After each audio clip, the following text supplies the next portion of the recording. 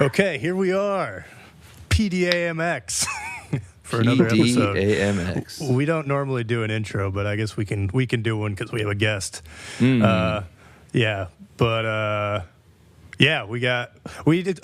decide how we're gonna do names, but we were gonna call you Mr. T, if that's cool with you. Mr. T. Yeah, actually, I was gonna suggest Mr. T. It's amazing that you Dude, said that. premonition. Dude. Yeah. So I anyway, was even thinking like Mr. T Wave, because D Wave is a quantum computing company. And, yeah, you could be Mr. T Wave. Illusion, but We'll call you Mr. T for short, Yeah. But people Sure. will know it stands for T Wave. But we got my friend from high school and after here, and we're going to finish up Gender Trouble by Judith Butler. We also have Antushka here, of course. Yeah, but you don't need to say that. It's okay. They know. They know. And it's exciting. Actually, so last week I think people really enjoyed, or at least people listened to it because, and you seem to make a big wave on Reddit. But people weren't as mad this time. You know what was crazy about that is I start posting about incest, and all of a sudden everybody's all hunky-dory about it. I post something about, like war being bad, and people lose their minds. They're like, you're such an idiot. War has to be, and it always has been. But incest, and they're like, well, they have some stupid intellectual thing to say at me. Well, and I think we have more fodder. I mean, to give Mr. T a background, too, they got mad at Antushka because two weeks ago, because he was posting on how he feels like basically Judith Butler's book is kind of in the same vein as Marx. And people really didn't like that. Yeah. They didn't like that at all. I don't know if you have any thoughts on that, but... Yeah. I mean, obviously, I've only read the short section that we're focused on this time. But I guess that's not obvious to our listeners, but certainly obvious to you two. Yes. Or should be obvious to you two. Yes. But I wouldn't agree with that characterization necessarily. Nice. Yeah, there are some definite places I would draw differences, but in particular. Sorry, go ahead. No, I mean that's for sure. I mean, I think that's the thing is, and actually, it's. I sent Antushka a video where she's very much sort of talking about the roots of critical theory, which she is a critical theorist, and Marx, who wrote a whole thing about critical theory. And this is the thing and this is, I think, the big pushback he got on Reddit is people don't really think of Marx as sort of telling people to rethink every aspect of society. They just think about it in terms of class. Right. But he really was kind of talking about, and this is what Judith Butler themselves says in the interview, to rethink kind of every assumption, essentially, that you have, because everything is culturally constructed, and that's essentially the whole crux of it. Yeah, so we read, I should just say... I would agree wholly with that, but... Yeah, okay, there we go. And I should say, so we're finishing up it, and I think I actually did get through the full third or last chapter. Good job. But I think we're going to focus on the conclusion, and I don't know if you guys had a chance to read the Foucault aspect too, but I thought the 3.2 was pretty interesting. And then, the rest was it was talking about Wittig again, and Wittig was another gender theorist that came kind of before, or a little bit along the same side, but had this whole theory about how basically lesbianism was kind of the way to transcend the heterosexual matrix and stuff, and had a funny quote being like, anytime you go out of that, you become a lesbian. And then it was making me think, I am become lesbian. Right. That was what I thought. Anyway, okay. So, but I don't know. Where do you guys want to start? So I think the conclusion is the most interesting part, cool. Because over the last 2 weeks, we've been discussing the other chapters, which are, sort of compilations and reviews and critiques of what other authors have been saying.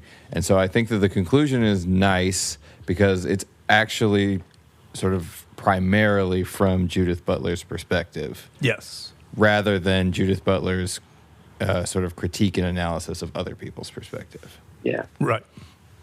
Definitely agree with that. So to me, that's the most fun thing to talk about this week. Yeah, no, I'm cool with that. And yeah, I mean, to that point, because this is the other thing that I had said was I feel like she's certainly more directly following in line of Foucault and Nietzsche, as she kind of references, obviously, Foucault a lot. Right. And because her book is basically a genealogy of gender. But you're right. She puts out her own sort of theories about it. And I mean, yeah, and you're right. She kind of just but that's the thing is I feel like she recapitulates some of the things we've already talked about, like the subject-object thing. I don't know. Actually, Mr. T, what did you think of the subject-object point that she was making?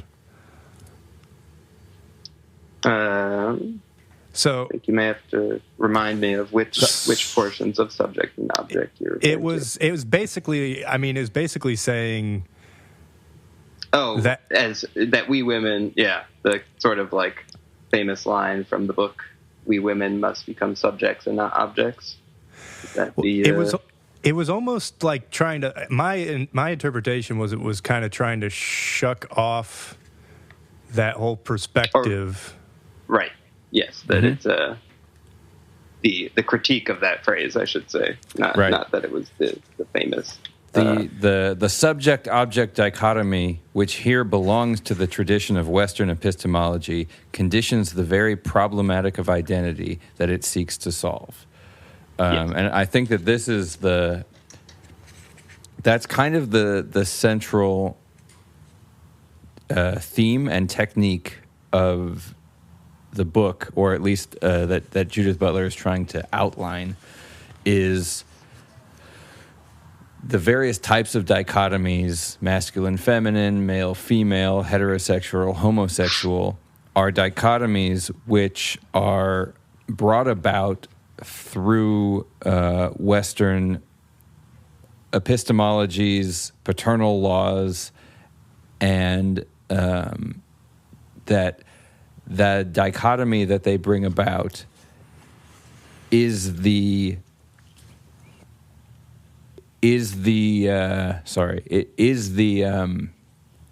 like duality to be critiqued and examined.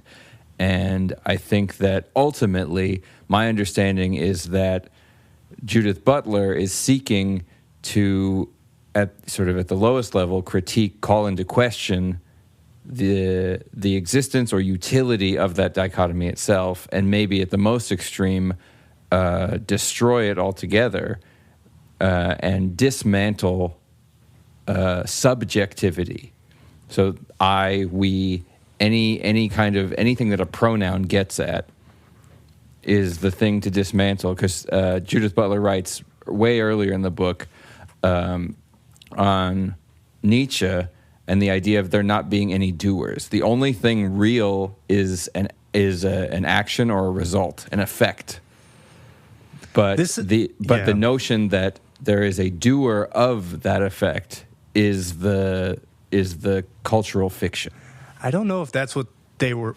Well, maybe that's the cultural fiction, but this is where I get confused, and especially after listening to more of their talks, I'm wondering more about that, because they actually seem less radical than that, like the complete destruction of things and everything like that.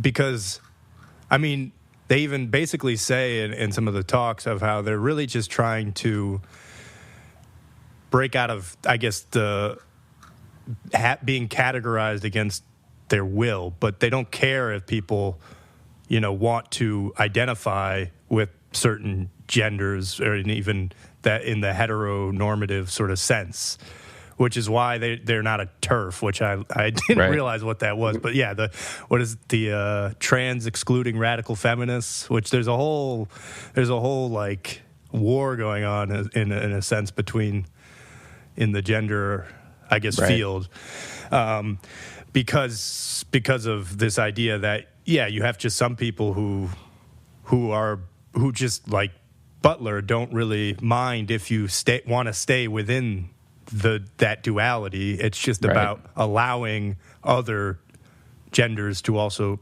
propagate. So it's not as much about destruction as I feel I had initially thought. Well, I think it's about critique, right? Yes. Well, that's why I'm saying. So at the sort of the easy end of it, it's calling into question assumptions. Yes. And at the extreme end, it is actually the dismantling of sort of assumed realities and stuff like that. That's definitely true. Sorry. Go ahead. So towards the end, on page... Oh, sorry.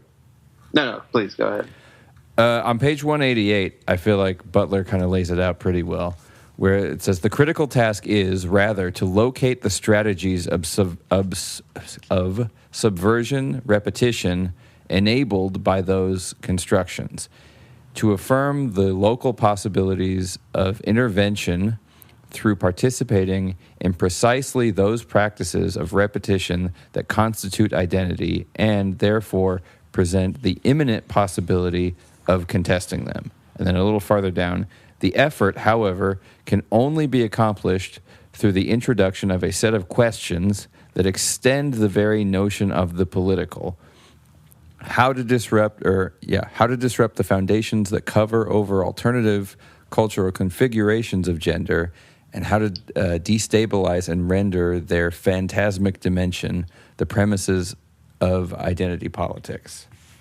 So I think, just like Marcuse and other critical theorists, this is where I'm saying that it is a Marxist project. It is ultimately a political project. It has functional implications within society. And this is what some of those clips I was sending from Noam Chomsky, because Noam Chomsky basically agrees. He's a radical leftist also, wishing to dismantle capitalist society. However, what he does not like in the entire deconstructionist postmodernist movement is that they're hiding behind rhetoric in a way that isn't actionable.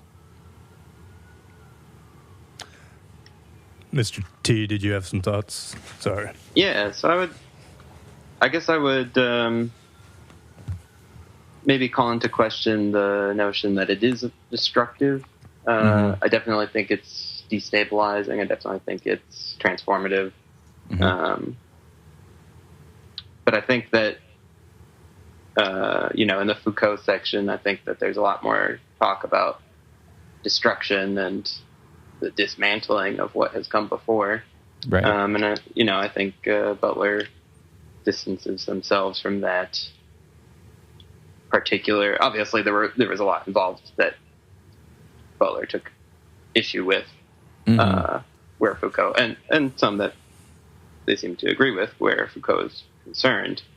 But there is sort of this very clear divide between, going all the way back and dismantling what has come, and on the other hand, Butler suggesting a more, almost like a performative adoption of identity, or perhaps a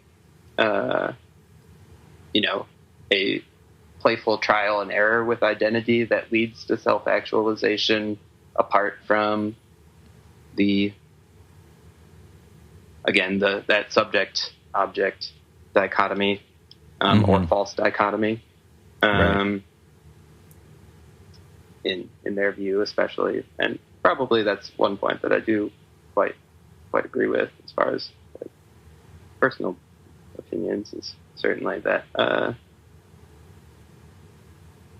lot of these assumptions that we take are really taken for granted as far as both their origin and their meaning today.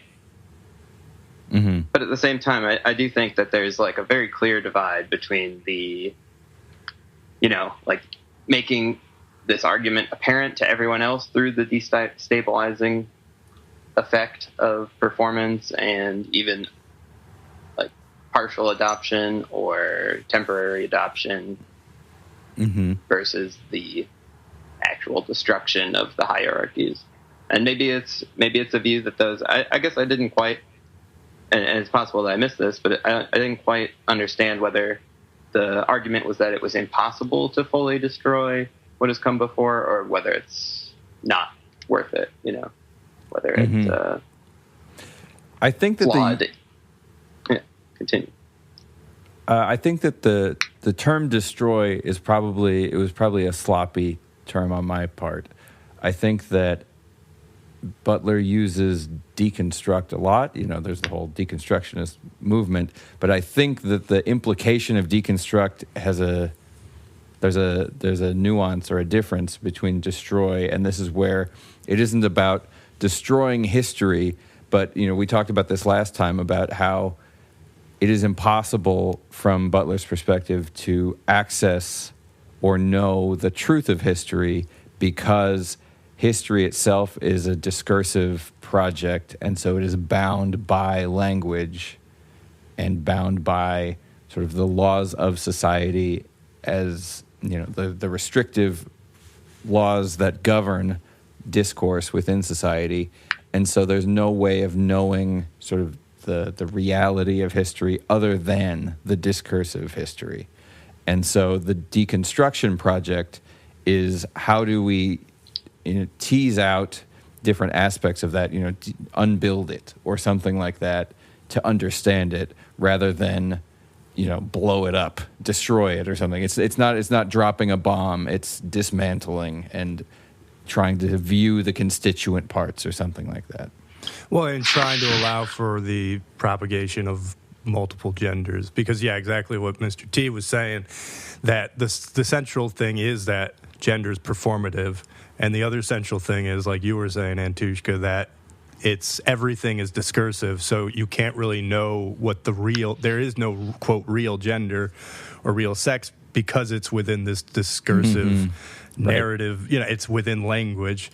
And then which is something we should sort of talk about more, because that I think really is the central thing, is it's this idea that you can't know the real outside of the language that you're discussing it in, and thus you're always confined to the culture because the culture is what's determining the language. And they write more about language and stuff in later books. Like a lot of the talks that I saw them giving was when they were promoting this new book of like Who's Afraid of Gender, where I think they talk a lot about the importance of using multilingual sort of discussion to discuss all this, because you're even confined when you're just using English. But yeah, I think I agree with Mr. T in this sense. It's like I think it's.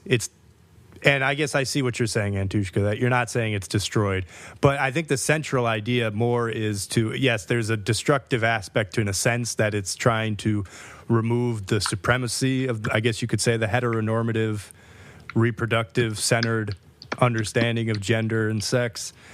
But it's ultimately not trying to get rid of those for everybody. It's saying some people can still fall into those categories if they want to perform on those. But it's actually, and this is where I was going to bring up anarchy, it feels kind of anarchistic, and so just for background for you, Mr. T, we've talked a lot about anarchy, and I would say the central idea is consensual government, right? It's consensual whatever, interaction, organization. I suppose. Organization, because obviously government. But that seems to be what they're saying, is it's more of just like consensual categories is what they want. There was one last aspect. And it's a breaking down of identity. It's saying that even identity is performative, of just generally. I feel like that's the central crux of it, that they say on the end, too. The deconstruction of identity is not the deconstruction of politics. Rather, it establishes, and this is to your point about it is political, it establishes as political the very terms through which identity is articulated. But it's, Right. Identity is articulated in terms of the law. The Kafka-esque law. But if identities were no longer fixed as the premise of a political syllogism, and politics no longer understood as a set of practices derived from the alleged interests that belong to a set of ready-made subjects, a new configuration of politics would surely emerge from the ruins of the old. Cultural configurations of sex and gender might then proliferate, or rather, their present proliferation might then become articulable within the discourses that establish intellectual cultural life. Utopia arises. I know, and I definitely do think after the revolution that they're very utopian in a sense. Yeah, very utopian. So I guess, I think revolution is again where I would distance Butler's views from Foucault. I would say Foucault's argument is significantly more, and maybe not.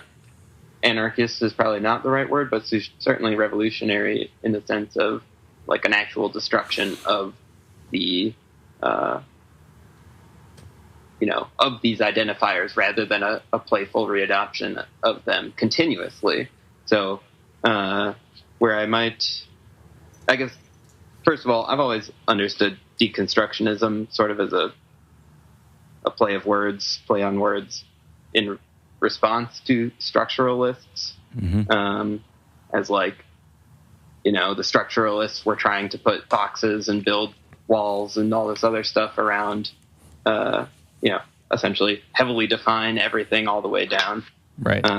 Whereas deconstructionist I viewed as the breaking down of those walls. So rather than being a return all the way back, I view that as a very particular, like very pointed form of deconstructionism. And maybe my view on that topic is flawed or incomplete. But obviously they are subsequent philosophical movements in some ways. So there's certainly a whatever. There is a connection. Yeah. And I think, again, how I might describe that kind of transformative act is maybe, well below the threshold of revolution. And this kind of goes back to my personal philosophies. So perhaps I'm injecting some of my own bias. But how dare you? Rather some of the continual, often small, often apolitical, often performative, and often, an intermixing of both public and private interaction with the world and society and, everything in between. Individuals, small collections, big collections, everything in between. So, it's the repetitive practice. I can't remember what she calls that practice, but the repetitive practice that transforms rather than the kind of ripping out of any existing threads, if you will. I don't want to get too much into fabric lingo, but that is how I do a lot of these things. So, you love fabric. I do. I like fabric a lot. We'll have to talk about your theory someday. Which has to do with fabric, right? If I'm not mistaken. It does. So, yarn in particular. Yeah. Mr. T. He pities the fool. Yeah, right. Maybe I wasn't understanding what you were just saying there. Can you talk a little bit more about what you meant about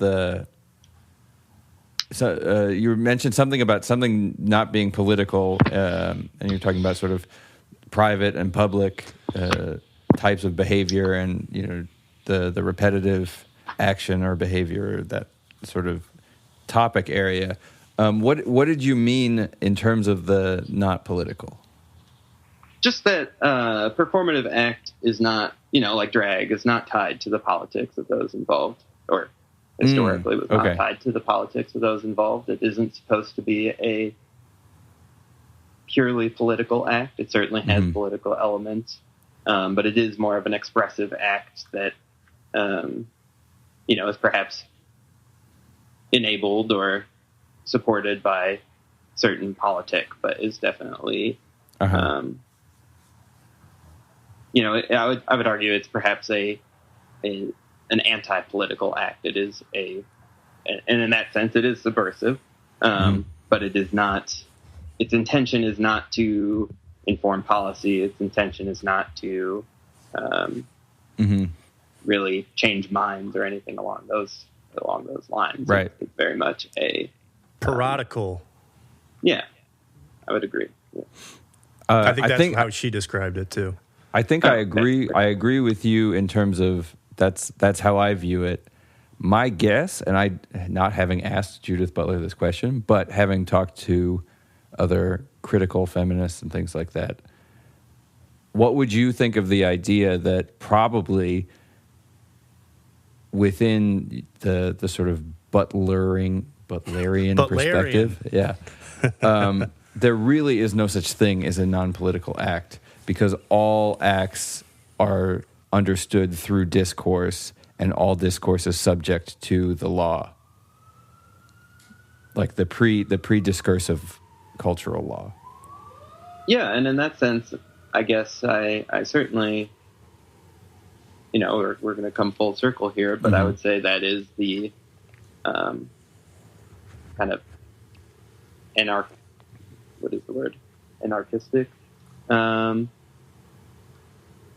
point that I read, is that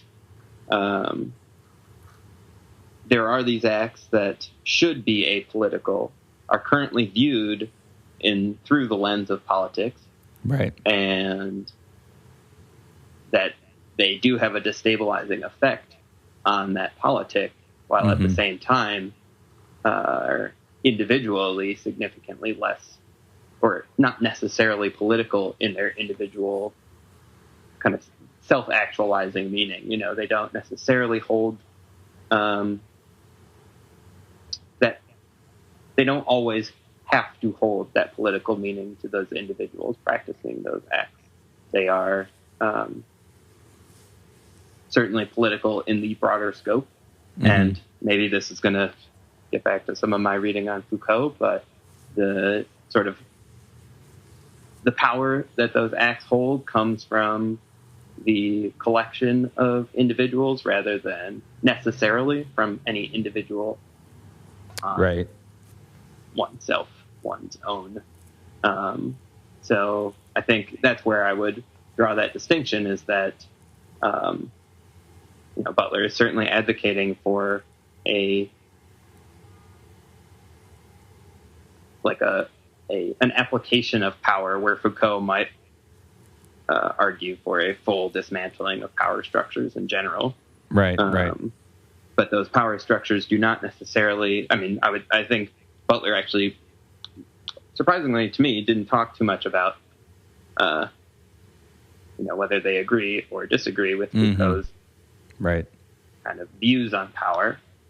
Certainly disagree with Foucault's views on ascribing identity to an individual. Right. I think they do. Apart from Foucault. I think they do. That was my impression was Butler does agree with certainly because that's the whole thing, is that's why they took this genealogical approach, was in line with that. With Foucault, that's very true. Yeah. Yeah. Right. And to look at sorry, go ahead. That's been kind of my point throughout the book. Not, the Butler Marx analogy or through line to me is not that Butler sounds like Marx. It's that Butler sounds like Foucault. Butler is using the tools of the post-structuralists, Foucault and Derrida and Lacan and things like that. And Nietzsche. Even though yes, and Nietzsche. Yeah, and Nietzsche. He's sort of a pre-structuralist. Right. Yeah, he is. Using the tools of those folk, but applying a politics that is applying a critical politics coming out of the Marxist tradition. And I think that is the point of connection that I would see with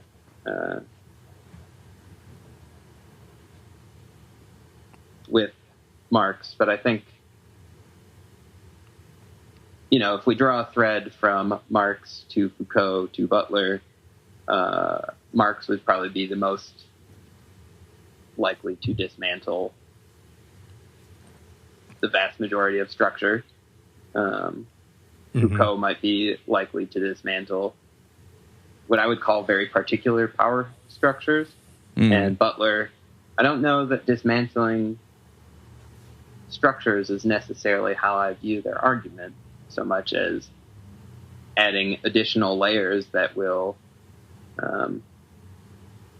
really convolute the existing matrix, if you will, or however you want to talk about those structures of power, and kind of obfuscate the negative components from needing to be made so concrete. I don't know exactly on that last point, but right. Yeah, I mean that's like I think I said that. I think I basically agree with that, and especially listening to them talk more in interviews, that seems to be it. I mean, the really intriguing thing is how, I think we've said this, Antushka, how like non-confrontational in some ways they come off when they're talking, whereas this is like a very sort of, again, it's not a revolution, but it is like a pretty different I think book. It is a revolution, but yeah. I mean, it certainly sparked a lot of what we now see, where people are using pronouns now, and like they even say like that wasn't even thought of. The whole non-binary was essentially not really conceived until after like books like this. I think other people that were important was Leslie Roth. I don't know. Anyway, I don't remember the name. But it's actually kind of very Christian, even though I don't think they would call themselves Christian. I keep bringing us back to the Antichrist and Nietzsche's argument in that, of how there's this Christian mentality in the West, though, that does have this idea of, kind of universal inclusion. And that's what they're always talking about when I hear them talk and everything like that. Yeah. And when we talk about utopia and whatnot, it is just and the idea. I mean, I've heard them talk in multiple interviews about sort of not wanting anyone to feel unsafe, essentially, and excluded or anything like that. Which I think it's certainly a admirable thing to aim for, and it's certainly what Jesus, it seems like, was trying to do, right? If to an extent. So it's very interesting. And I even saw a comment on one of the videos from somebody who's like, "I'm a Christian, and I'm always surprised by how much I'd like more Christian these sort of atheist academic sound than some of like the the Christian people that I'm around." And I was like, this is exactly what I've been kind of thinking. But as Nietzsche would say, there is this sort of self-immolating aspect to that. And I think you're kind of starting to see it, where you have these factions coming up within sort of, I guess you could say, the feminist group. And this is something, again, that Butler was trying to address in their most recent book about like the TERFs and whatnot, about how, well, first off, essentially they need to like, trying to establish exactly what I was saying, how you should really be okay with anybody ascribing whatever gender they want to perform to themselves. But I think that's it doesn't take into account the idea that you have some people who will take advantage of good-natured people. And I think that's where you get these other factions that crop up. Anyway, I don't know.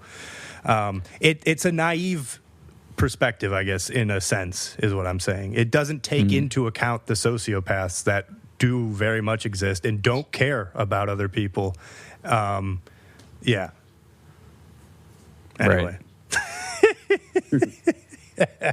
So I see it as the exact opposite of Christianity or really any traditional religion. I understand what you're saying. I think what you're saying is interesting. Thank you. However, I think I disagree. However, you're an idiot. No, you're not an idiot. You're not an idiot. I think it's in line with some of the things we've been talking about the last few months, and I think it became clear to me when we were reading Marcuse. Yes. Because I think that it's the project of creating heaven, about taking on the intellectual responsibility of consciousness, right? You brought it up. Yeah, I did bring it up. And I had something to say on that. The traditional religious idea, or maybe it might be considered a right-wing idea, or it might be, it's kind of like Hoppe's idea of there being an objective universe and there being objective truths that you can be right about or you can be wrong about. And I think that this side, the critical theory side, is more in line with the idea that heaven, and this is also Marx in my conception, that heaven is something to be created by us if we can only sort of properly intellectualize the system, we can rationally build our own heaven. Heaven is a place on earth. Right, exactly. And then there's the more traditional idea that no, we cannot create heaven. We are bound by the rule of the Creator, and so only the Creator can create heaven. And then my newer way of conceptualizing it is that we don't have the ability to take on that level of consciousness. And that's part of where, like something that rang true, that keeps ringing in my ears about Hoppe, is trying to prove or disprove things that are objectively true about the universe is a maddening task. And you sort of end up in this weird, logical, infinite regression of rationalist argument. Mr. T, did you have something? It sounded like you were about to say something. Oh, sorry. I think that may have been the fiddling over here. Digesting. Well, I also just want to give you room to say stuff, because I'll dominate the conversation if I don't hold myself back. But I have a lot to say on that. Yeah, exactly. No, but please go ahead. Well, so yeah, I mean, first off, it's interesting because I actually get the impression that Butler does believe in objective truth, actually. I heard them asked point blank, like, do they think sex is real? Mm-hmm. And they were like, of course it's real, or else we wouldn't have all these questions, Maybe they don't think it's real biologically, though. But what does real mean? Exactly. Exactly. So, and I guess that's the point, though, is that cultural constructions are still real, which is, I think, something that gets lost from a lot of the people who are, like, countering this. They think that when they say things are a cultural construct, they're not. There's no sort of connection to reality. But I think, actually, they don't think that. I think it's more of the idea that culture is shaping the boundaries of that reality. It also means that it's shapeable in theory. Yes. I agree with that very much. Yeah. So. Oh, yeah. Go ahead. That was it? That was it? No, I could go. No, I could continue on that. Just, again, that Foucault would have maybe said that those real structures are constructs like sex and can be deconstructed. I don't know that. First of all, I don't know that Butler would say that it is possible to really deconstruct a human, a pre-existing human construct or structure. And I think that they might say it's just not necessary, that it's easier and more effective and more humane and more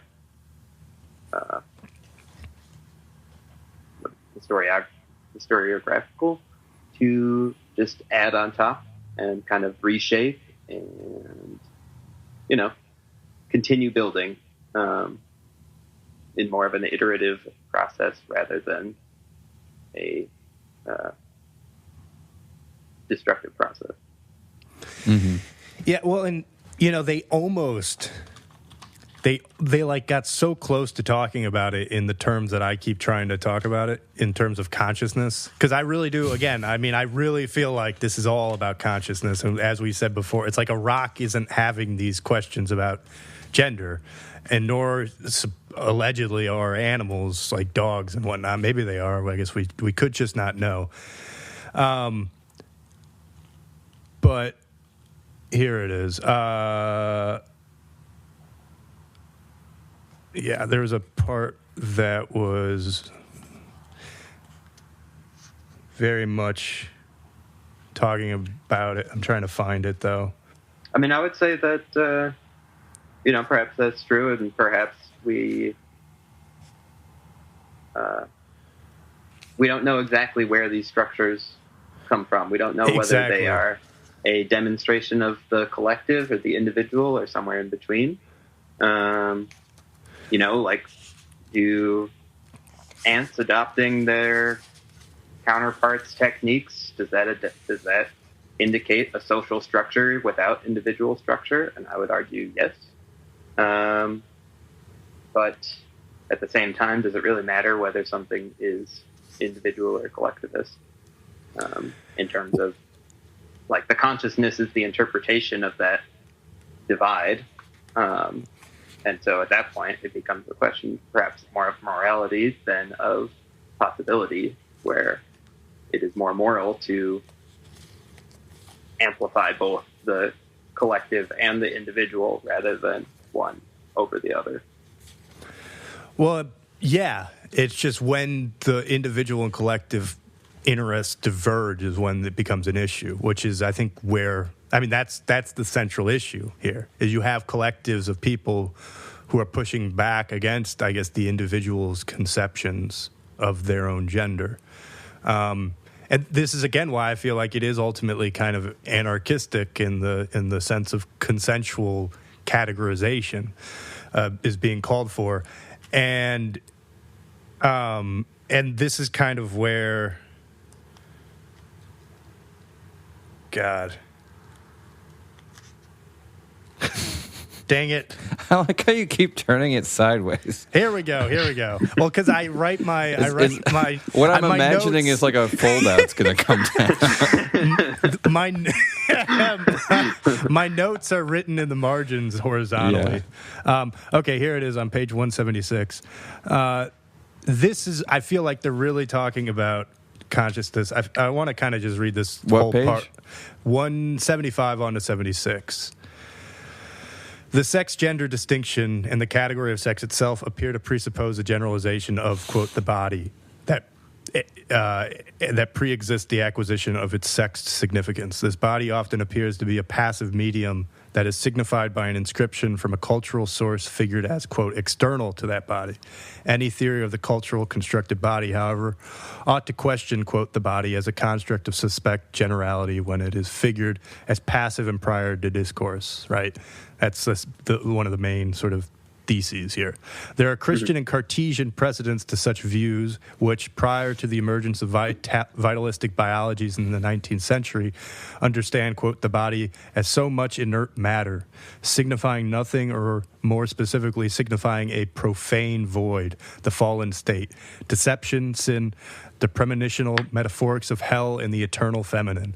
There are many occasions in both Sartre's and Beauvoir's work where, quote, the body is figured as a mute facticity, anticipating some meaning that can be attributed only by a transcendent consciousness, understood in Cartesian terms as radically immaterial.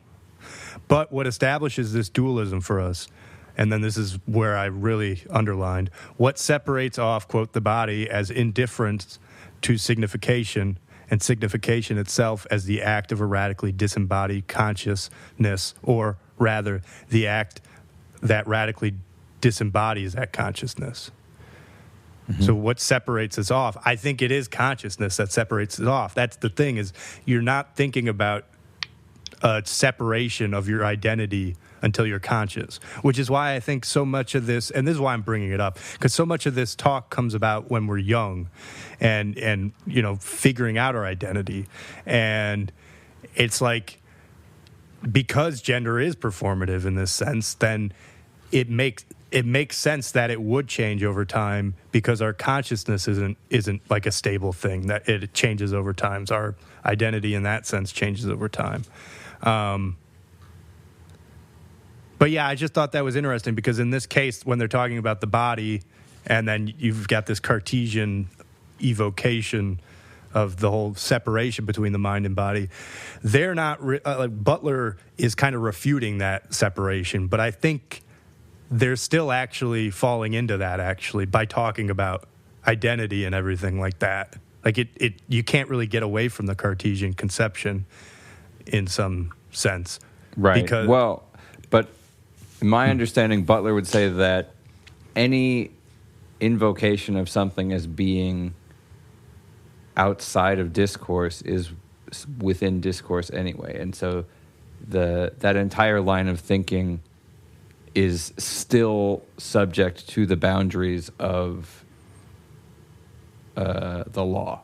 Well, in consciousness, because again, you don't have discourse in an unconscious being. So to say that either the body or consciousness exist, sort of, the body is some kind of blank system that consciousness can be imparted onto, is suggesting two pre-discursive subjects, which, from Butler's perspective, can't be stated or something. I think the act of thinking about it is already, this is what Descartes was saying, I think, therefore I am. The act of thinking about it has already separated it into two. If you weren't thinking about it, it would be a whole. It would be oblivion. It would be one and the same. And that's kind of my point, is you don't have identity without consciousness. As soon as you oh yeah. I disagree with that, and I think Good. We've talked about this to some degree, but let's get to it. We haven't recorded it. Yeah, that's true. I prefer to consider, and perhaps this is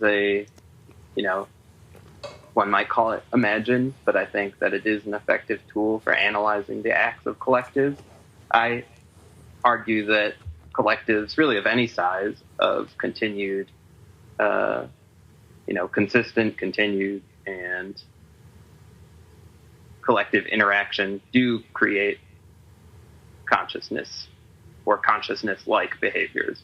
So I think, I haven't read Foucault in a very long time until this reminder, but I did go back to Foucault, and Foucault presents the arguments about power as, something to which we are bound, something that is not necessarily individually perpetrated or perpetuated, and that is often in the name, without necessarily that name being explicit, of a particular collective. So in terms of power, modern power, or what you might call, disciplinary power, you have the collective being a set of individuals who do not claim to force upon those without that power an individualized and inherent drive to produce that benefits those individuals in power. It's like they do not necessarily have to think, oh, I'm going to force someone to do this work and I will reap the rewards. They offload that thought onto the structure and can claim as individuals to be moralistic beings. They can claim as individuals to,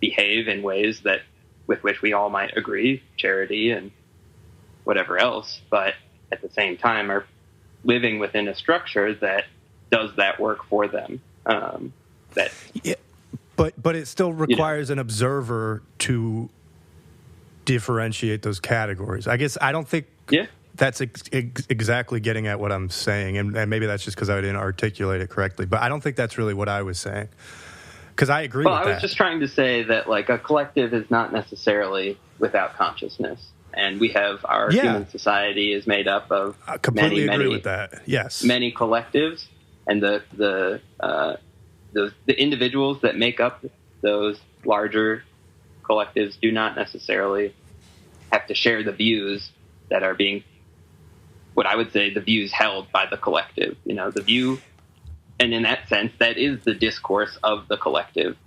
That we may not hear explicitly. It may be heard more by our collective rather than our individual selves. But, you know, the society existing as a kind of collection of meta-consciousness that are having a discourse. I agree with that. Okay. But it still requires an observer to make that differentiation. And that's kind of my point, is once you have some observer, whether it's a collective observer or a singular observer, and I mean, we can get into the whole thing about whether consciousness isn't just a collection of neurons, right? It's just the point that none of these questions of identity exist until you have an observation.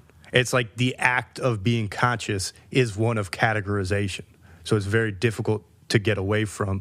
And this is why I think ultimately what sort of Antushka and I have gotten to is this sort of thinking, Foucault's thinking as well, leads to actually really what you are wanting is you want a suppression of consciousness.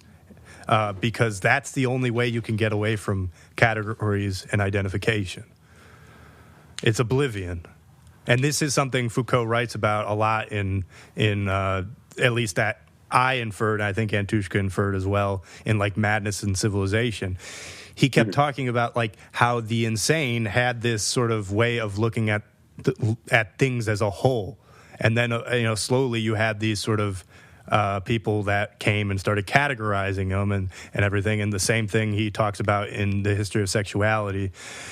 I look at it as it's just people were sort of leaning more and more into consciousness in the West, whereas before you weren't doing that as much. And so that's why you had less categories, because as soon as you have an observation, you've made some kind of distinction between, at least at the very minimal, between yourself and the environment.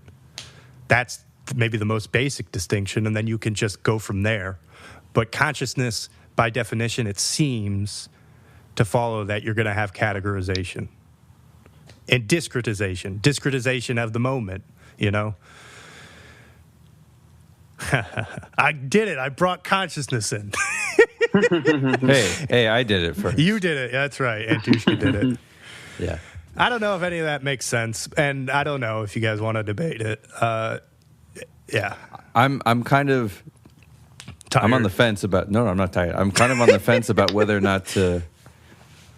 it makes sense to bring my thoughts on this into it, because it's moving away from Butler, but that's okay. I mean, we've talked a lot about Butler. Yeah, we have.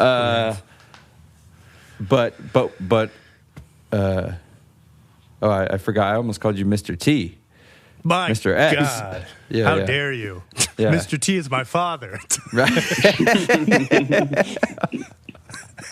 Oh, if only that were true, that would be hilarious. Yeah. The discretization is interesting.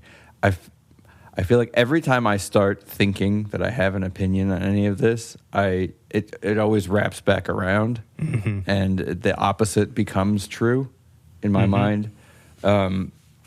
Because my basic conception is that it's sort of in opposition to what Mr. T was saying about collective consciousness. I basically don't think that that's possible, that there is only individual consciousness, and there are things that can happen as a result of cooperation. It's not that I don't think that people interact, but that the source of consciousness is discrete, sort of. But then, at the same time, it wraps back around to the idea that Mr. X was saying about the sort of viewing everything all at once, perfect awareness, if consciousness has to do with awareness or is awareness in some way, then sort of full consciousness would be the totality of all consciousness. And so this is where, to me, there's a difference philosophically between a conscious being and consciousness as, like the totality of conscious beings or God or something like that. But the discretizing, I think, consciousness requires subject. Mm-hmm. And this is where we said the other day that Judith Butler is doing something extremely conscious by writing out a series of arguments, complicated arguments that interact in all sorts of crazy ways, in service of arguing against subjectivity or arguing sort of against consciousness, using a highly conscious act to dismantle consciousness. As is Foucault. Right. I hate to say it, but we are at the point where one should mention quantum notions of consciousness, just in the sense that Mr. X was going on and on about the observer, and Antushka was going on about the discretization. Completely. So let's talk about the double slit experiment. if the observer become a wave? Is the collapse of the collective into discrete parts, then I think our arguments are not necessarily in opposition. Not saying that I agree with that whole notion, but it is. I just say that as someone who aspires to follow the method. So I think we can definitely consider its possibility without necessarily saying that we are fully on board. But it is an interesting notion that that would potentially fit the mold for what we are.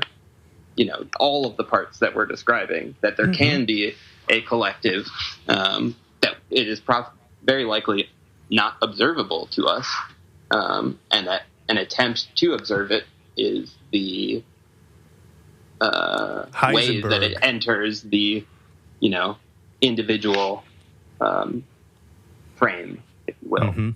Heisenberg. Yeah, exactly. Yeah, no, I would say thank you for bringing that up. Maybe even more Aristotelian than it is Heisenbergian. So. Maybe, but no, thanks for bringing that up. I mean, that's I think exactly what I am saying, and I've been, we've talked about this, and I come back to that a lot of how, and I mean, certainly this is why Penrose and a lot of quantum people who think about quantum physics do ultimately find their way to consciousness, because consciousness is having some profound impact on quantum understanding, as evidenced by the double slit experiment, I think, or the collapse of the wave function, or the fact that you have a particle and then when you try to observe it, it becomes a wave or whatever, or when you perturb it. Yeah. In those cases, there are sort of two camps, there's many camps. But you're right. Yeah, I mean, the double slit, people have problems with. I understand that. Not necessarily problem. I mean, no one has problems. There are people who don't feel like it's. I can't remember, but I was reading about it. People claim it is not the.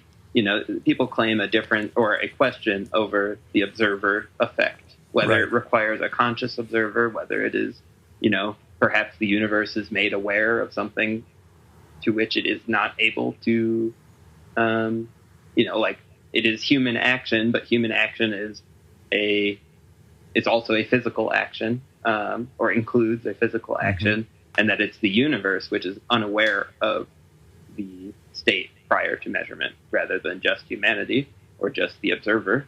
And in that case, it is the universe as observer rather than any individual living in the universe, which, we probably shouldn't get into, because that's going to bring up a whole host of issues to everything we've been talking about and everything else that philosophers claim. and would require me to go into quite a bit more of the scientific argument before we, before I feel comfortable in that realm.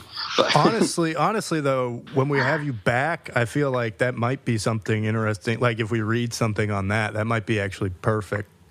Absolutely. If you have any thoughts of a thing that we could read that would get us down that discussion, because I certainly would want to have that discussion. Antushka, I suppose, might not want to, but it might open up his mind to other ideas. I don't know. It's not an open thing. It's a problem of me not being able to understand what is being said. Well, this is why it would be good to do it with Mr. T, because he actually has much more of an understanding of quantum physics than I do, so would be able to fill in, I think, those gaps. Because my problem whenever I start talking or listening to anything quantum is it isn't even that I have an opinion in any direction. It's that I can't comprehend what is being stated. Neither can most quantum physicists. But like that doesn't make any sense. Then my question is, what are we talking about? Are we talking nonsense at each other now and pretending? You're getting it. Well, why would we do that? Is the cat dead or alive, Antushka? Yeah. Right. It's both. Yeah. Until you look at it. I know. I got into a huge argument with somebody this week about using that, but about will and predetermination and. Yeah. Oh boy! Anyway. Don't mention predeterminism to quantum physicists. That's a whole other crapshoot. Right. Why? What do they think? It's a very good crapshoot. Oh, there's just a lot of good crapshoot. Yeah, it is. Yeah. Oh, nice well, Right. I think there are quite a few camps of determinism within the and partial and like the whole gradations around determinism, which I am struggling to remember at this very moment. But there's a lot of like hard determinism versus gradations from that point. And I thought the fundamental... Oh, sorry, go ahead. No, please. Well, I guess I can see how that would be an issue, because I also thought the fundamental resting point is that it's ultimately probabilistic. Indeed it is, but in quantum, the probabilities, despite their, prior to measurement, they are 100% probabilistic in the sense that they are a distribution over a,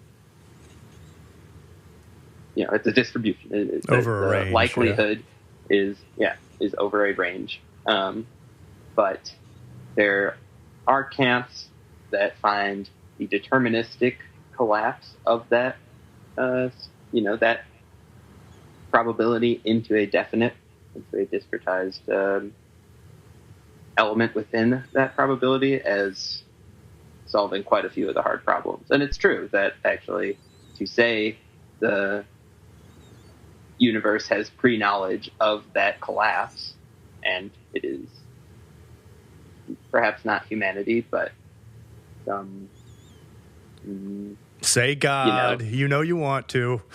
I mean, it's wild to me that you're saying the universe has knowledge. I know you're not claiming this to be your opinion. I'm saying it's an interesting way of I think that speaking it.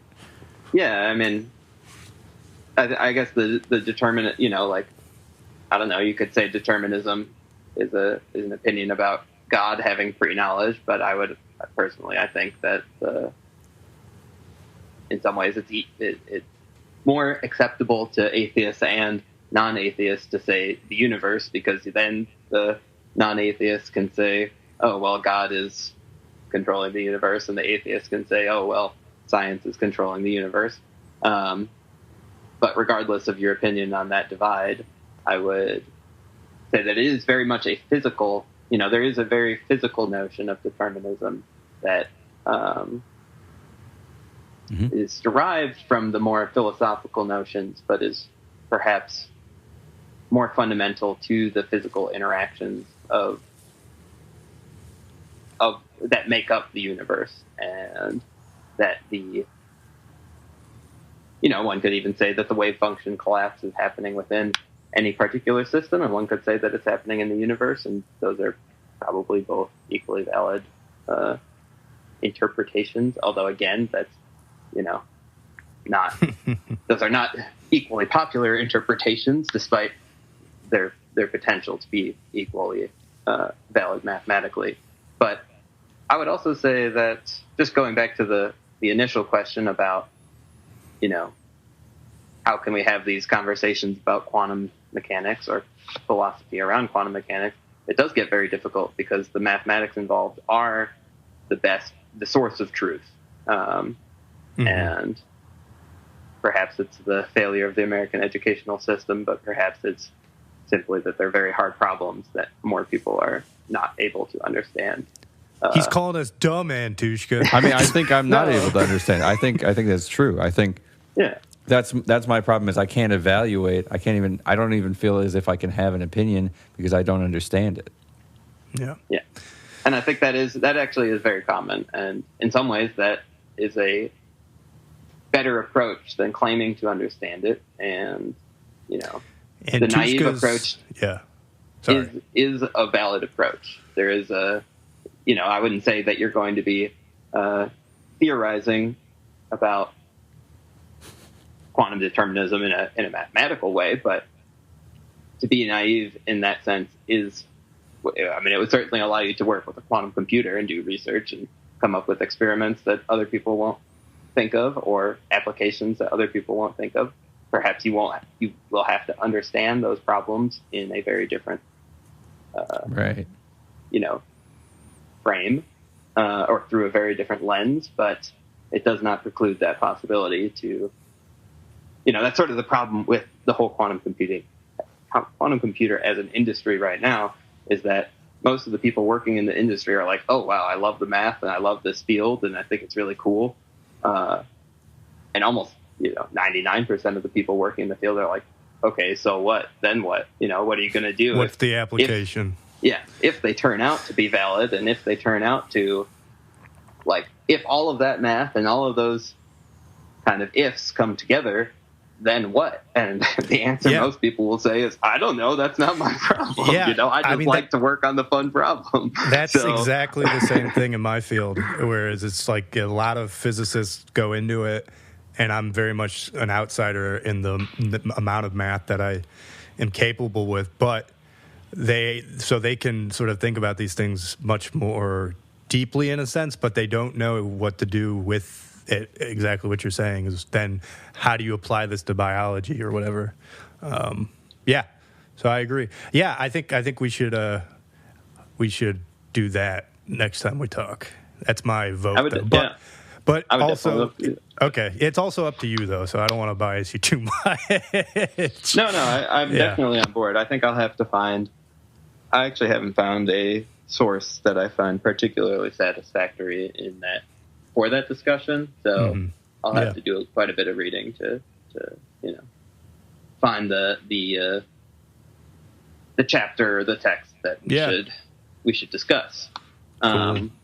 But perhaps we return to Butler for a little while, because I did have one outstanding question I had was, what did you all think about the section on Kristeva and how that incorporates into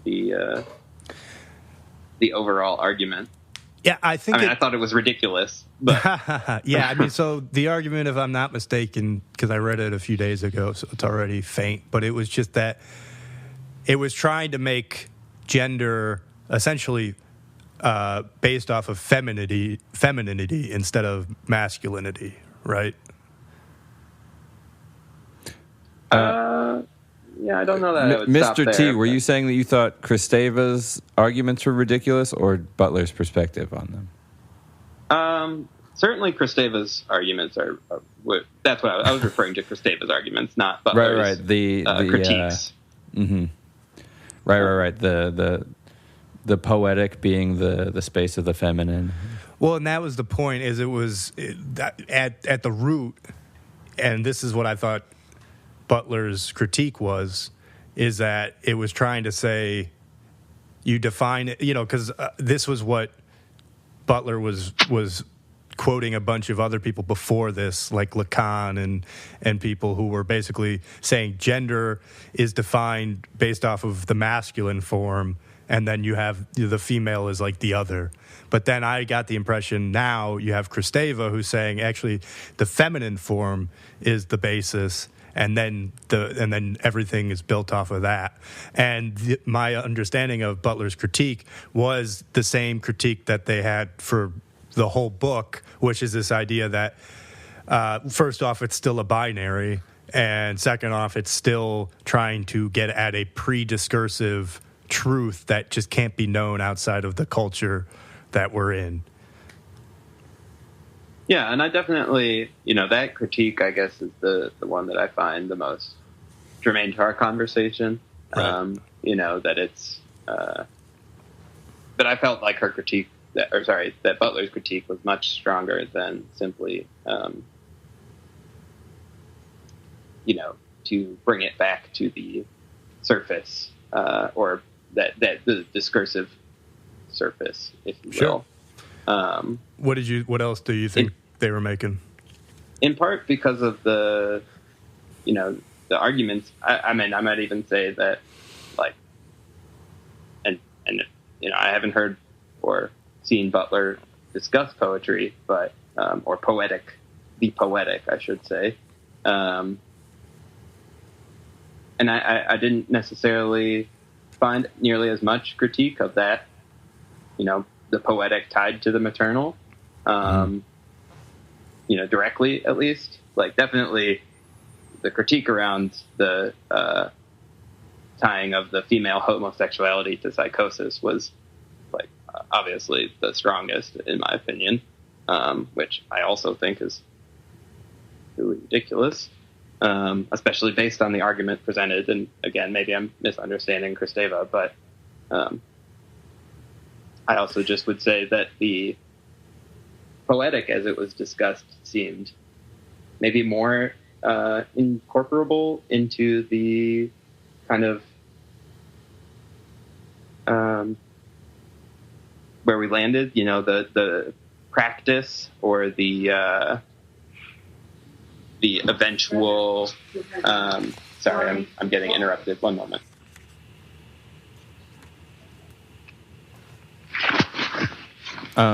So one thing Butler says when it's towards the end of that chapter, I think the last paragraph, when discussing Kristeva's position, I think it's a good summation of the critique and also the sort of positives of it. So Butler says, because Kristeva restricts herself to an exclusively prohibitive conception of the paternal law, she is unable to account for the ways in which the paternal law generates certain desires in the form of natural drives. The female body that seeks to express itself is a construct produced by the very law it is supposed to undermine. In no way do these criticisms of Kristeva's conception of the paternal law necessarily invalidate her general position that the culture that culture or the symbolic is predicated upon a repudiation of women's bodies. And so I think so Butler and Kristeva are both agreeing that the cultural conception of gender and women and femininity and incest and all of these things are predicated on what Butler is saying is a repudiation of women's bodies, which is, I think, a through line through basically everybody writing in this. I mean, maybe Nietzsche, Butler quotes Nietzsche a few times. Maybe Nietzsche isn't attacking this that directly, but so when Kristeva is calling it psychosis, my guess, and maybe I'm misunderstanding Kristeva, my guess is that she's saying that it is psychosis in terms of the definition of paternal law, yes, not that it's crazy. That's objectively or something. That was my understanding as well. Yeah. And the reason I was saying how I feel like Kristeva's trying to make it foundational is on page 123. They say her argument makes clear that maternal drives constitute those primary processes that language invariably represses or sublimates, versus before it was kind of the paternal drives that do that.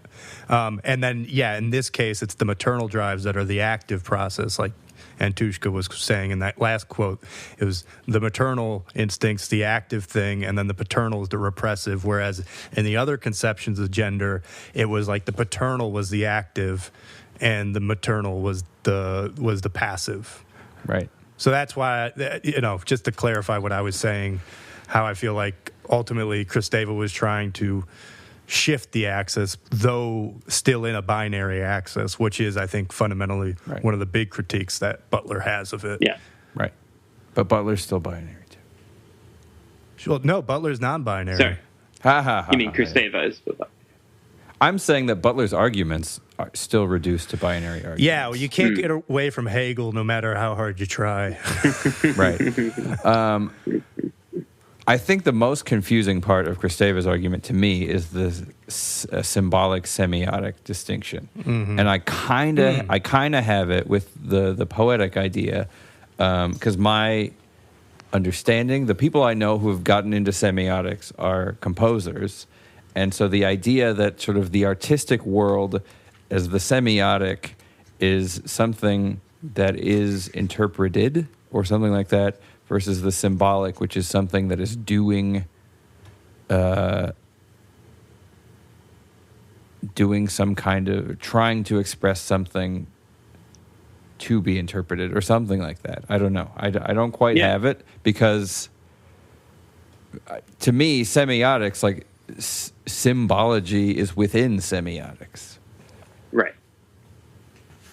And I would agree with that entirely. And I think that's maybe where, I guess I was surprised that there wasn't an attempt to kind of incorporate that into the subversive performative act at the end. There is a potential for semiotic, or the maybe partial semiotic, partial symbolic, and the union between the two to really influence that that practice, that the eventual kind of the thesis, the practice involved in the thesis.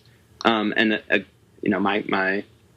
background is what my background is, so I think the place that I think of it is that, mine's not.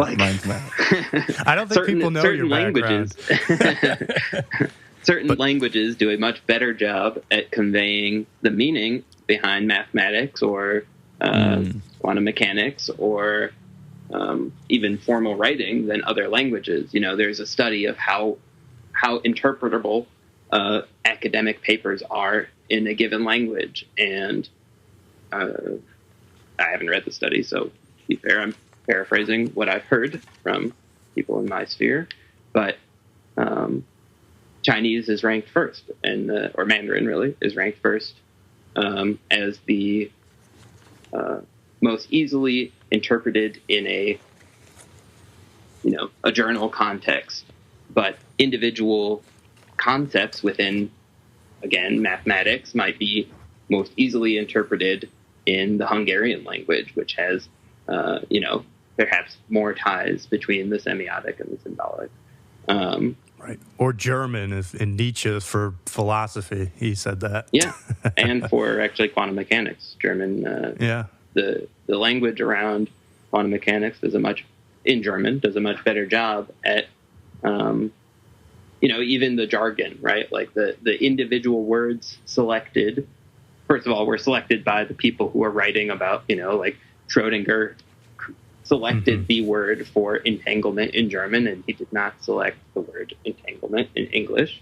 That was a translator or someone else reading his work in German and translating it into English. Not necessarily. Shots fired. I think that there is sort of this question that it brings up about, the poetic as a vessel to, and the semiotic in that case, as an extension, to express ideas that are symbolic in nature, or at least in this conceived nature, and that they, to kind of transform in that sense. So I wouldn't necessarily say I guess I was wondering how you all saw it fitting in. What if it it didn't seem to be an explicit avenue to the practice, but I thought that it could be, from my perspective at least. That the semiotic couldn't be an explicit, or what? Or that Butler did not make that explicit connection, that we're talking about this connection or the possibility for the semiotic and the symbolic to come together in this transformative practice, but that Butler did not make explicit that potential. It didn't seem like Butler was necessarily even critiquing the distinction between symbolic and semiotic based on my reading. Right. I didn't get the impression that Butler was critiquing that so much. I thought they thought that was potentially okay, other than the fact that, as they said, like Kristeva defines the semiotic as the multiplicity of drives manifest in language. So really what they might just have an issue with, again, is the fact that you're trying to make a system that is still within the structure of language. And whereas you can't really get at some pre-discursive truth from that. Which, I mean, I keep coming back to that because that's really the thing that this whole book has gotten me to think about, is whether I agree with that or not. I mean, I think I probably don't, because I think that there are objective truths, but whether we can conceptualize them, I mean, we can't conceptualize them outside of language, or it seems like we can't. I don't know. Certainly not as individuals. You could have, like, again, maybe I shouldn't bring back the collective, that you could have. How dare you? In a pre-discursive, well, I guess it depends again on how you define discourse, but language, I guess. But like, is war? If you had a pre-discursive war, would that be a way of communication? Two sides that disagree, even though you don't necessarily know what they're disagreeing about. Yeah, well, and it gets into the whole idea of whether, you can have a collective without some sort of form of language. Yeah, I don't know. Well, certainly outside of humanity, you do. But. Well, exactly. That's the thing. You have collectives in nature. I don't know. But it's because, I mean, it feels like language is necessary necessarily a conscious thing, but I don't know if that's necessarily true. Because you can have it seems like mechanical languages. Yeah, exactly. That's just whether or not you're reflecting upon the communication, like a school of fish. That's just responding to the stimuli of whether there's another fish nearby it, and then they end up swimming. I think I sent you an article on that, right? Maybe I didn't. I don't know. Pretty sure you did. Maybe at one point. Yeah. But fungus would be another example. Yeah. You love fungus. Yes, I do. So does Antushka. Yeah. His foot fungus. Yes. So we should probably just trying to keep it light here. So we should probably wrap up soon. Okay. I don't know. I mean, because I want to edit this tonight. So for my own sake, I don't know. Any overall thoughts about it? Mm-hmm. Did we answer the question kind of, Mr. T, what you were getting at with the semiotic, symbolic? I really, in bringing up Kristeva, I really just wanted to see if you all kind of saw the same potential that I did to the application for the,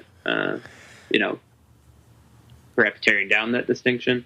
And also just getting to the root of why include the work within you certainly answered the second of these questions. Why include Kristeva's work in this overall discussion? Yeah, no, I think ultimately they do kind of at least want to get us to reflect upon symbolic, signifying. They use those words a lot in this book. So I think there's at least a desire on Butler's part to get people to reflect upon that for the same reasons I've said many times, that they all have the basis in language, which has certain assumptions that should be questioned. I liked what you were saying about language being well, and actually this is also, I think, a point that Butler makes that you're getting at, the idea that language in some cases is better suited to discuss some things versus others, and that's why I think Butler started doing a lot of more discussion and writing on the importance of having multiple language discuss things like gender for that kind of reason, that different languages and different symbols in a sense bring on a different perspective. But yeah, I don't know. So Antushka, what do you think? Are you convinced by everything? By everything? I mean, what do I think? Yeah. I think that on a broad scale, there's a certain level of reasonableness to the probing of Butler et al. In this book. I don't know. I'm left pretty cold by the whole thing. I don't really care. You don't really care. Interesting. Because I actually think that they got me a little bit on their side. Like, it's not that I was completely against all this stuff before, but certainly I had it's easy to become tired of the discussion of gender and sex because so many people are talking about it now. But I feel like I understand a little bit more where people that are talking about it a lot are coming from by reading this. Right, but I think Noam Chomsky is right that Butler and this project is actually hiding from the revolutionary political movement and maintaining plausible deniability by not coming out and saying something directly, which is the full purpose of the movement is actually societal revolution. Yeah, I mean, and we've talked about. Have you read? And I'm not saying that's what. I'm not saying that Judith Butler is like out there seeking societal revolution. I'm saying that there is a political movement happening that Butler is both aligning herself with and then also maintaining intellectual distance from. Yeah, well, and it's interesting because again, there's been some controversy within the quote movement where I think people have turned against Butler. Right. But because there was somebody said, one of the people that was interviewing Butler said something about people burning Butler in effigy. And I don't really know the context to that, but it does seem like there have been people within, I guess, that you would assume to be on the same team as Butler. Right. That don't view her as an ally anymore. I don't know enough about it, but I assume it has to do with the fact that there are people who feel like the TERFs, that feel like sex is a real thing, and anytime you sort of get into the idea that there's a performative aspect to it, you're taking away the idea of, you're taking away a very important category, essentially, for women who then feel like they're being oppressed in a way by having trans people in the bathrooms with them or whatever. This is just what I've heard. I'm not saying it's just what. But I mean that's how it was conceptualized in one of the talks, right? Yeah. Because now we're getting to very politically hot water, right? But I think we don't. I mean, we don't have to get into any politically hot water. We do. Really, I think the problem is that it's the same as Foucault. It's what Thaddeus Russell said, that the radical skepticism is the value, because there are things that have been taken to be factually true, totally factually true, that are now not factually true, and just by virtue of that fact, that factually true fact. We should remain radically skeptical of anything we're taking to be factually true. And I think that is an important thing to have in our minds on a very practical level. However, I think that the end point of that is, permanently unraveling of everything. And so I think insanity in a sense. Exactly. Right, exactly. And so this text feels insane to me, And so it's neat, it's kind of neat. And if it were one chapter, that's fine and that's cool. And then at a certain point, it's like, hey, we've read this again and again and again and again. That's very true. It's the same stuff over and over again. And it's these kind of like infinitely regressive arguments that dismantle all the way down to grammar. And it becomes boring to me. What do you think about that, Mr. T? Do you yeah, pity Antushka? I guess. Well, I don't think he's a fool, so probably not. Maybe. I could be. It's okay if you do, by the way. Yeah. So he doesn't we're all pity the fools, fool. you know. I pity the fool as much as I pity myself. Ship of but fools. I think, I guess I might, I still don't, I'm partially convinced by the kind of revolutionary aspect, but again, I'm partially convinced by the continuity of human change, if you will, that there is a way to influence the networks of human change that is not necessarily revolutionary, and I would argue that Butler distances themselves from that kind of revolutionary aspect into maybe more of a, again, certainly transformative, but not necessarily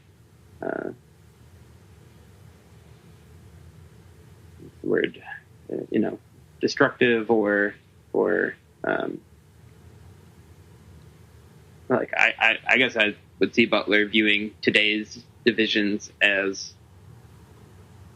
a part of the performance and as both the individual and collective self-actualization in terms of what are currently very concrete identities, but which are seemingly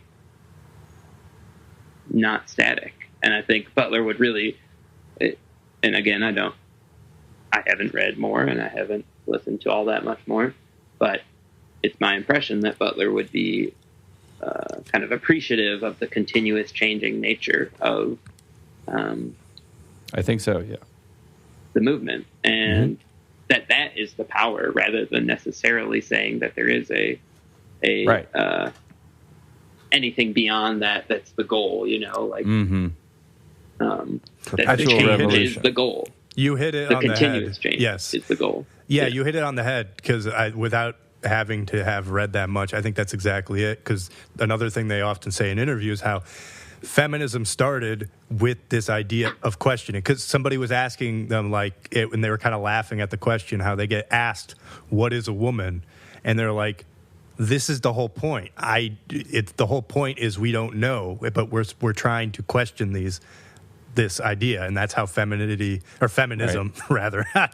feminism came about, was questioning this idea that the woman needs to be in the kitchen and stuff like that. And it is, I think, a process exactly of change and questioning. Did you get any sense of plausible deniability in this? I guess, honestly, I think that where it was the highest was in the taboo. So the chapter we read before this, Mr. T, I almost said Mr. X, was about the taboo of incest, and it felt like they were essentially saying that there shouldn't be a taboo against incest without saying it. And that was where I think the highest amount of plausible deniability I detected from the book was in. I didn't get it so much from this last chapter. Yeah, that's interesting, because I actually thought that the mention of incest in the section on Kristeva was pretty, was pretty critical. And maybe that is one of the ways that you build plausible deniability. I don't even remember. Did they talk about incest? A little bit. Forgotten. Yeah, they talk about the female homosexuality as intrinsically, or from Kristeva's point of view, that female homosexuality is intrinsically incestuous. That's right. I remember that now. Kind of Freudian, Freudian. Well, that's exactly. They were talking about Freud in the previous chapter. based off of that. Yeah, I remember. Yeah, I really dislike Freud, so I found that first section pretty pretty Freudian, and it wasn't my right. Wasn't I mean, favorite, chapter 2. Yeah, Butler definitely takes Freud as an important figure in the history of discourse on gender and sexuality, which actually probably most people would. I think agree or not. Yeah. Right. I don't discount Freud's import in that realm. I just am not a Freudian individual. This was where it was interesting because I was trying to probe people on Reddit in the critical theory room, and try and see where the bounds of the critique on the incest taboo are, and trying to see, is the idea that it would actually be preferable to be free of this taboo. And one person said yes, but I didn't really understand their reasoning, and it had something to do with the incest taboo is actually goes against the survival drive, because in a dire survival situation, incest would be necessary to keep the population going or something like that. Yeah, which felt kind of like not really what we were talking about. You said that one argument ad absurdum or whatever. Yeah, right. I think it had to do with that. It also devolves into by having the taboo, you're really making the body want to kill itself. Right? Isn't that also what they were saying? Butler might be more on board with that because the taboo sets the perpetual melancholy in. But isn't that what that person was saying? I think, I don't think that this person's totally out of left field. I think it's very difficult to get people to directly address the implications of this particular thing, which makes sense. It's uncomfortable, but a lot is hinging on it. Yeah. Like, I didn't write a whole chapter about it. Yes, you did. And because Butler talks about it, and Butler even states it from her own perspective, that the incest taboo is generative of sexual identity as a whole. Mm-hmm. So all of sexual identity, sexual orientation, gender, sex, all of that is downstream from the incest taboo is the progenitor of all of that. Well, this is where I thought that. Sorry, go ahead. I thought the point there was about stable identity, and what Butler advocates for is really less stable identity. Absolutely. So then my question is it preferable without that taboo? Yeah, because that's exactly what I was going to say is it was hard for me to understand what Butler actually thought about that, whether they thought that you should get rid of the taboo, even though they were talking about all of these people that were saying that the basis of gender and certainly that this was Lacan, was it Lacan or was it just Freud maybe? Their theories rested on the fact that first of this incest taboo, and certainly Butler was critiquing the idea that you should have a duality, a binary, perspective about it. But whether they thought that you should get rid of it, I guess that's kind of, it seems like the logical end to it. But this is the point. Because what Butler says is, my task here is not to show that there are cultures in which the incest taboo as such does not operate, but rather to underscore the generativity of that taboo where it does operate, and not merely its juridical status. In other words, not only does the taboo forbid and dictate sexuality in certain forms, but it inadvertently produces a variety of substitute desires and identities that are in no sense constrained in advance, except insofar as they are substitutes in some cases. Going down a little bit further, the taboo might be understood to create and sustain the desire for the mother and father, as well as the compulsory displacement of that desire. The notion of an original sexuality forever repressed and forbidden thus becomes a production of the law, which subsequently functions as its prohibition. And then goes on to talk about desire for the mother in late capitalist households. Mm-hmm.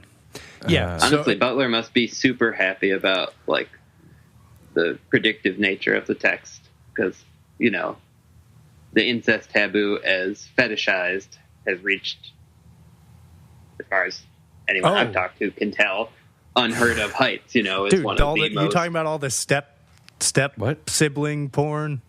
Yeah. Yeah, I am. But at the same time, even there are states across the United States that are, like, I wouldn't say necessarily trying to remove the taboo, but they are certainly relaxing the laws around incest in general, which is somewhat, like most of those laws are meant to protect consensuality as much as they are to prevent incest. Well, and that's exactly Butler. Yeah, Butler I think that Butler would say that the incest taboo is really secondary to the the question of consent, and that consent should really supplant it as the necessary condition to sexual interaction. Right. That's probably true. And from that lens, without the incest taboo and with aggressive consensuality, perhaps the conditions are more appropriate for, whatever, like the at least legal dismantling. But at the same time, I'm not going to state an opinion one way or the Heretic! other as far as like heretic. Right. Well, because I don't think Butler cares one way or the other specifically about the incest taboo, other than the fact that Butler's saying it's generative of what we know as sexual identity and sexuality. Well, then this gets back to the is a weird claim to me, but anyway. Well, and this gets back to the reason that we brought this up about plausible deniability. It's like they're not saying it, and also you hear a lot of when they're talking about how they're like they don't understand how, like Butler will talk about how after they give talks they'll get asked like, why do you support pedophilia and stuff like that, and they're like, where does this even come from? But it's like, for me, I do kind of see where all this comes from, because again, if we're placing the basis of sexual interaction on consent, which again obviously we need to for many reasons, but consent brings into the idea of consciousness, and this is why we have the idea that you can't essentially consent to something until you're 18, because I think instinctively we say you aren't really conscious to make a decision until you're 18. You can't consent to this sort of stuff before then, and it's hard. Or moreover, there's enough of a variance in people's consciousness when people become conscious that it's just easier to say, okay, let's just have everybody be defined by the 18 rule, because it gets very tricky below that. Whereas if you put consent, I guess, as the basis, and then you say as soon as somebody's able to consent for something, they should be able to do it. It's hard to measure. Well, all I'm saying is it's hard to measure that, right? Because you're trying to measure one's consciousness, I think, and that's that's very difficult. So that's why I think it's better just to have, okay, everybody seems pretty much conscious by 18, and so let's have that be the age where you can now consciously consent to things. And before that, it's assent, and right. But that's very like utilitarian anti-theory. Of course, this is where a good critical theorist or like deconstructionist should also be deconstructing consent. But that's my point. Because consent is also not pre-discursive. But that's my point, is that it's then disingenuous to be like, when it seems like how are they confused that people are attaching these labels to them? It seems obvious why they are.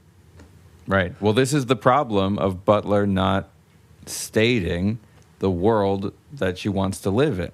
And this is the thing. This is where this stuff starts to annoy me and get boring because people have desires, and this is my whole bent is I want to know what you think. And it's cool to lay out, there's a bibliography is neat or can be neat, but I want to know what you think and what you want. What do you think would be better for people? What do you think would be better for you? And what kind of world do you want to live in?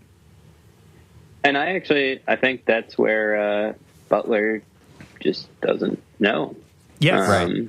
And what Butler advocates is a practice. It is transformative, and in that sense, it is very either revolutionary or subversive. Mm-hmm. But the outcome of that destabilizing process is not. The whole point is that the outcome is not understood. And I think where Butler, again, where I would kind of draw the line between Butler's idea or opinions and a revolutionary, or a pure revolutionary, is that you're building on top of the existing structure. So you're not necessarily having to dismantle or destabilize the whole order all at once, but that it's a continuous process, that the process is the goal. What comes out will be defined and redefined and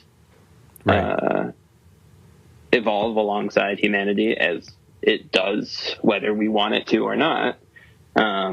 We've tried to prevent its evolution, and where I think Butler would say we've gone wrong is in that, in the prevention of that evolution. And if we bring back that evolutionary state, then we will find ourselves making the progress that Butler sees as necessary without having to state what that progress actually looks like at any given time into the future. Right. Yeah. I think that jives with my conception, because even there have been times where they've been asked for advice and they're like, I'm not the one to give advice, kind of, which I thought was, it was a specific question, but from what I recall, it was kind of on this line of like, where are we headed? And then again, when asked what is a woman, they were saying like, I don't know, that's the whole point. So, all right, yeah. So this has been good discussion, but yeah, we should probably cut it off for now because I got to edit this and I got other stuff I got to get done. I got a presentation on Saturday, not on this. Exciting. Yeah. Very exciting. Cool. Yeah, very exciting. Talk about acting. Finally, somebody's going to talk about acting. You guys don't even want to talk about acting. Yeah, I assume you mean ACTIN apostrophe. No, I don't. I'm acting. Yeah. Cool. Well, thank you, Mr. T. Thanks for coming. Thanks for having me, guys. Of course. Appreciate it. Hope you've expanded your mind or not. Who cares? I hope you have or not. Yeah, me too. I think I've, condensed my mind. Nice. That's what I was going for. A de-expansion, if you will. Yeah. Classic structuralist. Cool. All right. Well, thanks everybody. Yeah. Goodbye. See ya. Thanks. Bye.